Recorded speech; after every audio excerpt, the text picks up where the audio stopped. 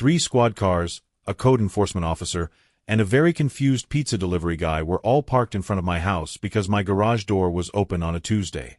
Sandra Godwin, president for life of the Primrose Summit HOA, stood in my driveway gripping a clipboard like it was a holy relic. She was screaming something about aesthetic degradation and neighborhood covenants while gesturing at my lawn like it had personally insulted her mother. The problem? I live across the street from Primrose Summit. Not in it. Not now. Not ever. Let me rewind a bit. My name's Dale Rosenthal. I'm a 47-year-old widower, proud owner of a 2-car detached garage, and I enjoy things like grilling in silence and organizing my socket wrenches alphabetically. 2 months ago, I moved into Brookvale Estates, a chill, HOA-free neighborhood right across from the aggressively landscaped, aggressively regulated Primrose Summit. The realtor specifically mentioned no HOA as a selling point, and I'd checked the property records 3 times to be absolutely certain. Enter Sandra Godwin, a woman whose personality is 60% citrus-scented Lysol and 40% bylaws. She had somehow convinced herself that my garage, which faces the street, was a crime against humanity. She wasn't content to enforce rules within her HOA. No. Sandra believed her divine mandate extended to the greater community aesthetic. That's how it began. It started with sticky notes. Yellow ones. On my door, my mailbox, even my trash cans. Each signed your concerned HOA rep, as if I wouldn't know who wrote this unpainted garage offends neighborhood values. Then came the photos. I caught her crouching in my hydrangeas with a telephoto lens, snapping pics of my lawn furniture. She'd photograph my car if it was parked slightly crooked, my recycling bins if they weren't perfectly aligned, even my garden hose if it wasn't coiled to her standards. She reported me twice to a non-existent HOA violation hotline. When that didn't work, she left a printout of Primrose Summit's garage visibility ordinance in my mailbox, highlighted in pink with handwritten notes in the margins saying this means you. I circled this doesn't apply to me and mailed it back with a drawing of a stick figure flipping the bird. Sandra was undeterred. She began cornering my mailman, pestering my landscaper, and once left a Bible on my front steps with a note saying cleanliness is next to godliness. Consider your paint color. She started a petition among Primrose Summit residents to have me formally censured, whatever that meant for someone not in their HOA. Only 3 people signed it, and one was her husband who later admitted he just wanted her to stop talking about it at dinner. I started documenting everything with my security cameras. The footage of her measuring my grass with a ruler at 6 in the morning was particularly entertaining. She'd show up at odd hours, taking photos of my garbage cans if they were out 5 minutes past collection time, even though there were no rules about that in my neighborhood. She once hired a sound engineer to measure the decibel level of my lawnmower on a Saturday morning, trying to prove it violated some imaginary noise ordinance. Her dedication would have been admirable if it wasn't so completely unhinged. The escalation was gradual but relentless. Sandra contacted 3 different paint companies asking for quotes to repaint my garage, telling them she was the property manager. When they showed up confused, I had to explain the situation while she watched from across the street with binoculars. She filed complaints with the Better Business Bureau about my non-existent home business, claiming I was running an illegal auto repair shop because she saw me change my own oil once. She even reached out to my employer, sending them an anonymous tip that I was stealing company time by working on my garage during business hours. My boss laughed so hard he framed the letter. Then came the police call. I was installing a new garage door opener when the officers showed up. One of them sheepishly explained they'd received a report of illegal structural modifications and visible hoarding. Sandra was already in my driveway with a binder and a smug smirk. The binder, I later learned, contained 147 photos of my property, annotated with violations from an HOA covenant I wasn't bound by. She started saying with an authoritative tone, Section 4C of Primrose Summit states that all garages within visual range must maintain approved color schemes. I interrupted her and said for what felt like the 1000th time, I'm not in Primrose Summit. She replied with a condescending tone, well, technically, your property is within visual range of our gated perimeter, which constitutes a neighborhood adjacency clause. She then pulled out a map she'd drawn herself, with concentric circles radiating from Primrose Summit like some kind of HOA blast radius. The officer cut her off and said firmly, ma'am, that's not how the law works. She was livid and practically shouted, I emailed the mayor. The officer replied calmly, "Then take it up with him." She did.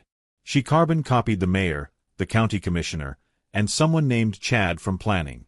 Big mistake. Turns out, Chad from planning? Yeah, he's my nephew. Chad forwarded her email, complete with bolded words like citizen's arrest and visual blight, to the County Code Compliance Office, who promptly launched a counter-investigation into Sandra's activities.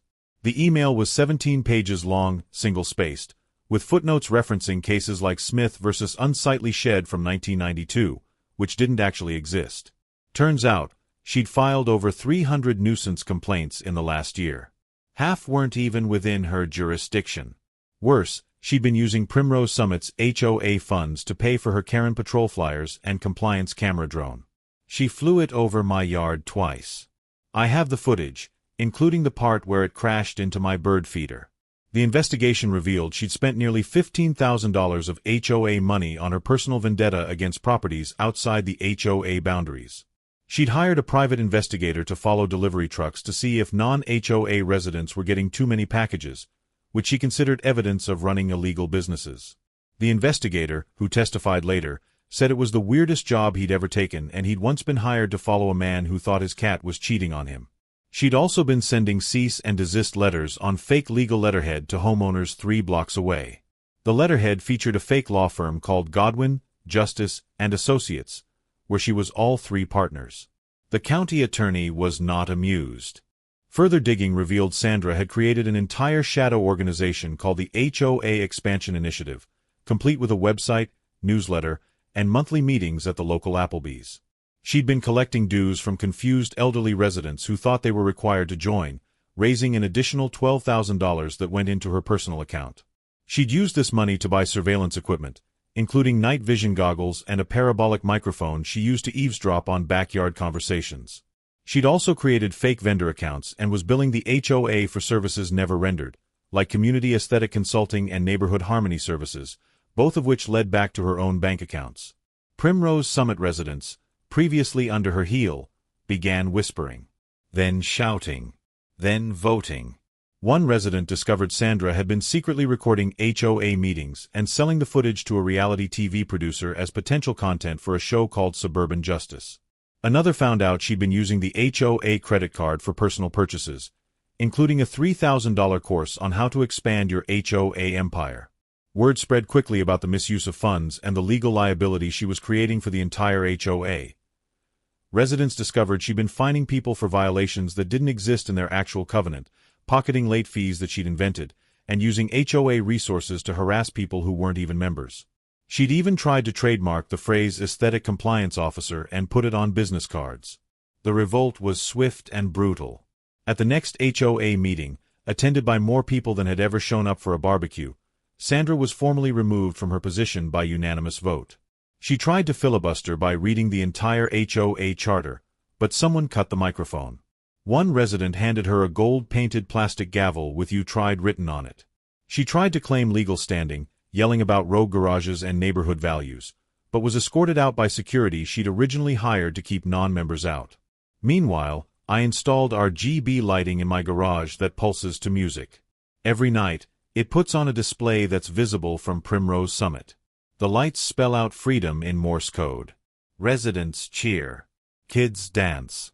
Sandra moves her bedroom to the back of the house and files a noise complaint. Denied. But the real consequences were just beginning. The county district attorney's office filed charges against Sandra for misuse of HOA funds, harassment, and filing false police reports. During the investigation, they discovered she'd filed false insurance claims for vandalism that never happened, claiming my garage's appearance had caused property damage to HOA common areas through what she called aggressive ugliness. She was looking at 3 counts of embezzlement, each carrying up to 5 years in prison, and 27 counts of filing false reports, each with potential fines of up to $5,000. They also added charges for fraud, identity theft for impersonating a lawyer, and wire fraud for the fake invoices. The total potential prison time ballooned to 35 years. The judge set her bail at $50,000. When the verdict came down, Sandra was sentenced to 18 months in prison, 3 years probation, and ordered to pay restitution of $47,000 to the HOA. The IRS also got involved when they discovered she hadn't reported the embezzled funds as income. That added tax evasion to her list of crimes, with additional fines of $30,000 plus penalties and interest. Her real estate license was revoked by the state board, ending her 15-year career as a broker. She'd been using her access to the MLS system to research property values of non-HOA homes, creating a blacklist of aesthetic offenders she planned to pursue. The local news picked up the story, running it as Suburban Tyrant Falls from Grace, complete with her HOA president portrait and a shot of her being led away in handcuffs. The segment went viral, garnering 3 million views in 2 days. During sentencing, Sandra tried to make a final speech about the degradation of suburban values and the importance of aesthetic standards. She'd prepared a PowerPoint presentation with photos of various garages, including mine, rated on what she called the Godwin scale of visual acceptability. The judge cut her off mid-sentence and added an additional 30 days for contempt of court when she wouldn't stop talking. Her lawyer physically pulled her back to her seat. As the bailiff approached with the handcuffs, Sandra's face went from defiant red to ghostly white.